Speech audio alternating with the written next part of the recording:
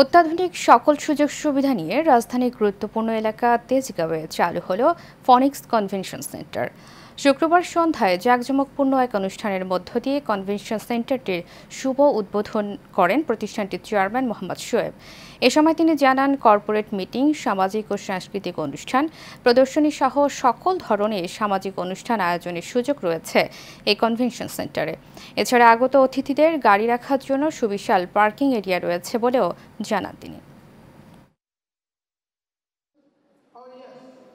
আমাদের ঢাকা শহরে অন্তত 2 কোটি লোক বসবাস করে। আমাদের এই 2 কোটি লোকের যখন বিয়ের প্রোগ্রাম হয়, অনুষ্ঠান, তখন সেনা কল্যাণ বলেন, বসুন্ধরা বলেন, সব মিলেও মানুষকে জায়গা দিতে পারে না।